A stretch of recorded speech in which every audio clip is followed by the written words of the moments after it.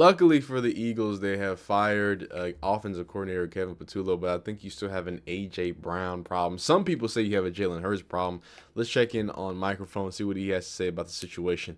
He does a good job chronologizing. Might be the most telling moment of the entire dysfunctional season. Late in the second quarter, cameras caught Nick Sirianni literally sprinting down the sideline to get into A.J. Brown's face. Not walking, not jogging, full sprint. Brown had just missed 2 deep shots from Hurts, and Sirianni was apparently trying to get him off the field to avoid a too many men penalty. But Brown wasn't having it. He ripped off his helmet and got right back in Sirianni's face. They're jawing at each other, and then Big Dom DeSandro, the Eagles' chief security officer, has to physically step between them and push Brown away. And even after that, Brown kept yelling at Sirianni. Tom Brady, who was calling the game, tried to downplay it. He said Sirianni and Brown have a great relationship and that these things happen in the heat of competition. And look, I get it. Brady screamed at coaches and teammates plenty of times in his career. Hell, even Nick Sirianni tried to downplay it following the game. I love AJ. I think he knows how. I really don't think this is big of a deal, especially just knowing who A.J. Brown is. Like, I think that this just kind of comes with the territory with him.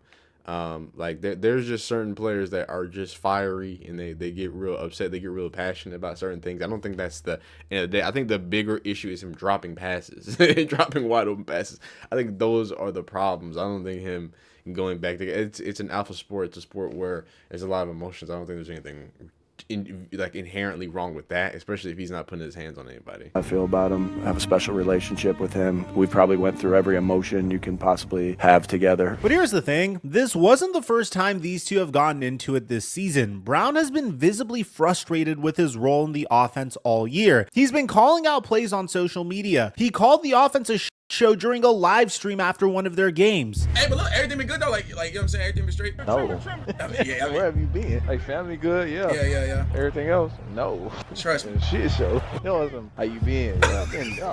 Struggling, brother. And now in a playoff game, the head coach is literally running at his star player to scream at him. At halftime, Sirianni tried to downplay the situation. He said emotions, they run high, especially in the playoffs. He said, of course, after this game, we'll go back to loving each other. Except they're not fine. They lost. And now Brown's future in Philadelphia is a legitimate question. After the game, Jimmy Kempsey reported that A.J. Brown went around the locker room hugging his teammates and then bounced without talking to the reporters. Again, he's been dodging the media for over a month now. And here's the financial reality that makes this even messier. A.J. Brown has a $72.5 million dead cap hit if the Eagles try to move him. That contract extension he signed, $96 million over 3 years, has him locked in through 2029. Trading him would add $20 million to the Eagles cap next year. That's not a decision you make lightly, but as one analyst put it, it'd be a lot easier to get rid of the people he's currently mad at, Nick Sirianni and Kevin Patullo. Which brings us to the elephant in the room, Kevin Patullo, the first-year offensive coordinator. So Kevin Patullo has been officially fired, and I think there is like some cool chart.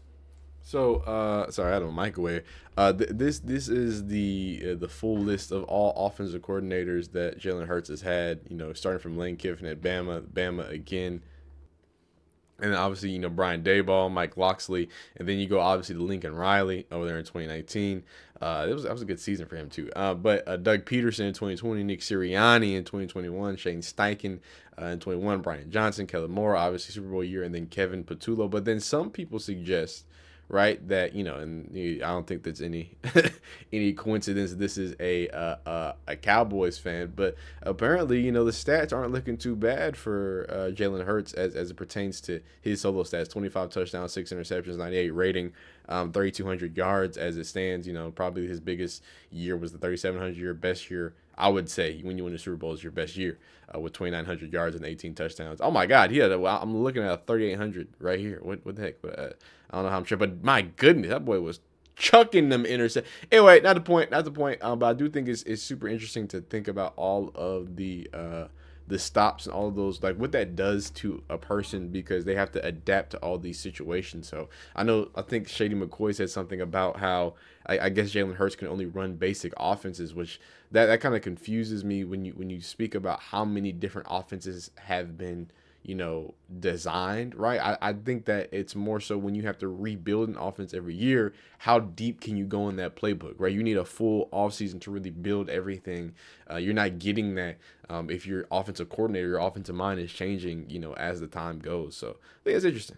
Who might not survive the week. Let me give you the back. Do give ourselves some information, and that's why. So Nick Sirianni uses a timeout to see what the defense looks like, and then they come out and run this. Now let me explain to you briefly why this was a horrific play call. The San Francisco 49ers were running cover 4. Cover 4 is the most effective defensive play against 4 verticals in the red zone. And the craziest part is the Philadelphia Eagles knew it was coming, and they still ran 4 verticals anyway. The result was a disaster. Emmanuel Acho called it sickening. Dan Orlovsky pointed out that on the Eagles' final 10-play drive, they ran the same play or copied a previous play 4 different times. 4 times in a playoff game when the 49ers knew exactly what was coming. And the worst part is, video shows that Jalen Hurts was looking at the sideline like he couldn't believe what play was being called. His own quarterback looked confused on the most important play of the season. That's not execution failure, that's scheme failure. After the game, Sirianni was asked about Kevin Patullo's future, and his answer? Yeah,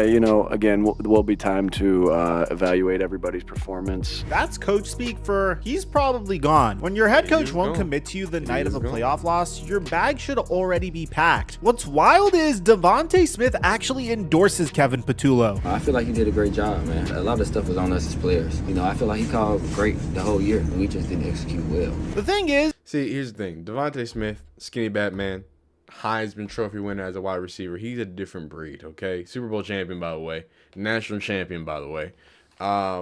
He's like, you ever hear like, I don't know how young or less young you are, but you ever have like an uncle or like a grandpa talk about like football, and he's like, man, I just can't do with these types of, you know what I'm saying, these flashy dudes and XYZ. It's like, nah, Devontae Smith is like the exact opposite of that. Devontae Smith, just works hard. Alabama guy, Nick Saban guy. Don't say a lot to the media. Don't complain. Don't act like there's a problem. Like he just shows up, does it, and does it better than anybody that looks like he weighs 165 pounds does it. Like I don't understand. So you there are certain people who just he's not gonna say anything about them. Like there are certain people in certain elks of people, certain level of people, or not level of people, certain people from certain backgrounds, specifically from a coaching standpoint, they're not gonna talk about or talk bad about their coach. Like that don't make a lot of sense. Sirianni might be loyal to Patullo, but Jeffrey Lurie has forced coordinators out before, and Lurie didn't spend $128 million on offense to watch it rank 24th in the league and get bounced in the wildcard round. Here's the stat that should terrify Eagles fans. This is the 4th different offensive coordinator in 5 seasons under Sirianni. Shane Steichen, Brian Johnson, Kellen Moore, and now Patullo. The revolving door keeps spinning, and at some point you have to ask if the problem is the coordinators or the guy that's hiring them. I've been using Riverside now for over 5 years. Oh wow, okay, that's a weird ad. I am gonna push back on that because that's dumb. I gotta get my YouTube Premium back. Don't worry, I got y'all. Because that doesn't make any sense. I get where you're coming from. Maybe it's his problem, but all of those guys got hired to be head coaches. So that's not. How is that a problem that the offensive coordinators are so good that they go to multiple Super Bowls and they get hired as head coaches? That's picking good offensive coordinators. Microphone. I don't get down. But hey, y'all let me know how you feel down below in the comments. What should they do with AJ Brown? Don't seem like they can do much with him. And can the Eagles come back next season? Can they be a superb contender? Is Jalen Hurts overrated? Y'all let me know down below in the comments, man. I appreciate it.